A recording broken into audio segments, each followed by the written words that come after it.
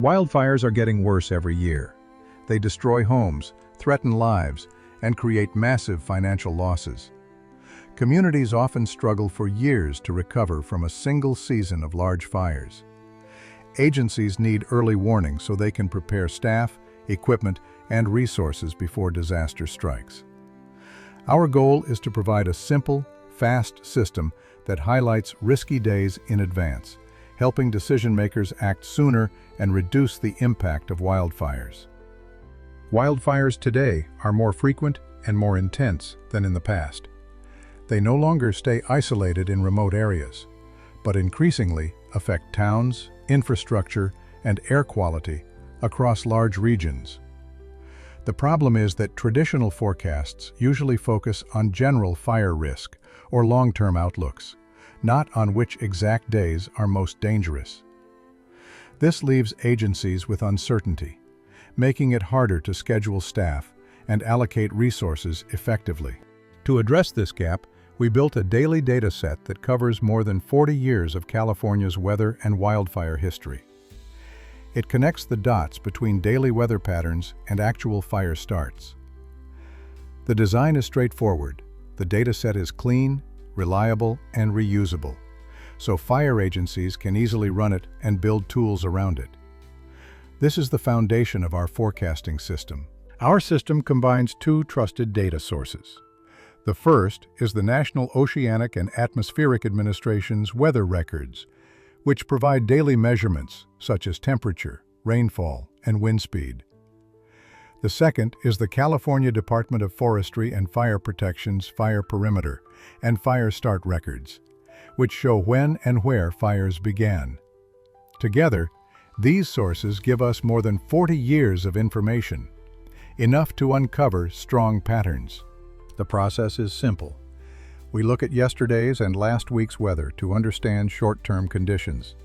Then we add signals that highlight risky situations like hot days, dry stretches, or strong winds. Finally, we feed this information into a machine learning model, which scores each day for how likely it is that a fire will start. The result is a daily wildfire risk signal. We didn't just use raw weather numbers. We engineered extra features to make the forecasts smarter. These include daily temperature swings, how wind and heat interact, and 7-day histories of rain and wind. We also added calendar signals like month and season, since wildfires often peak at predictable times of year. These features make the model more accurate and more useful for agencies. To test the idea, we used two well-known machine learning methods. Both are reliable and easy to use in practice.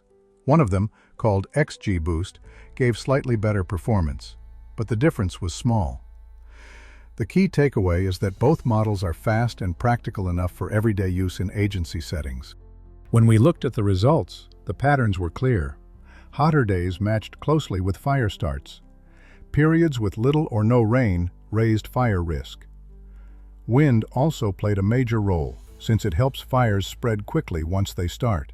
These findings confirmed what fire experts already know, but now we can capture them in a repeatable, data-driven way.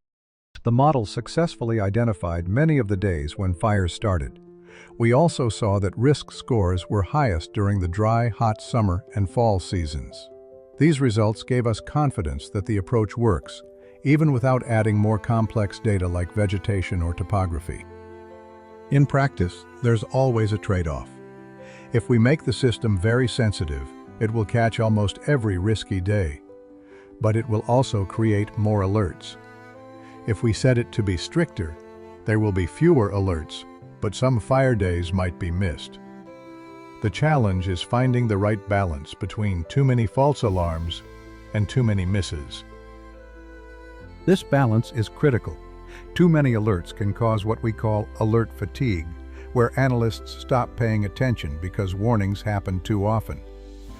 But missing fires is even worse, since it puts lives and property at risk. Agencies need to set thresholds that fit their local needs and tolerance for risk. Agencies could use this as part of a daily dashboard. Each morning, they would see a risk score, or a simple go, no-go signal for staffing and planning. The settings could change with the season, stricter in the summer and fall, and lighter in winter.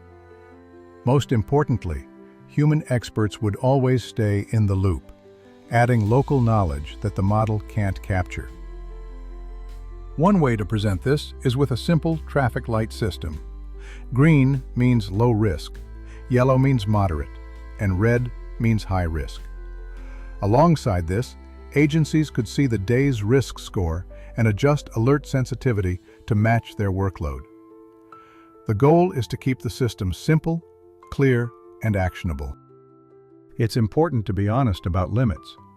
Our system uses only weather data. It doesn't include fuels, vegetation, or human activity, which also play major roles. It's focused on California, so other regions would need some local tuning. And finally, fire start dates sometimes get reported with delays, which can add a little noise to the data. Even with these limits, the system has strong benefits.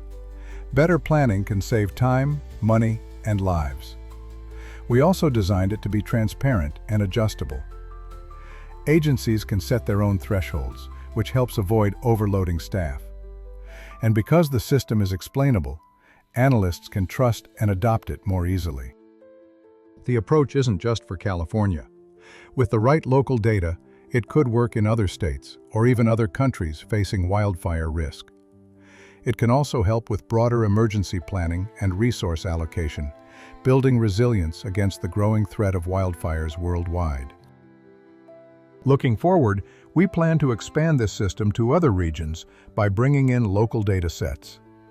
We also want to add vegetation and land use information to make the forecasts stronger. And the most important step is testing the tool directly with agencies in real-world conditions. Through this project, we learned a few important lessons. Data cleaning is absolutely essential. Messy records lead to weak models. We also found that simple features often work better than very complex ones, especially when speed matters. And finally, human judgment is always necessary.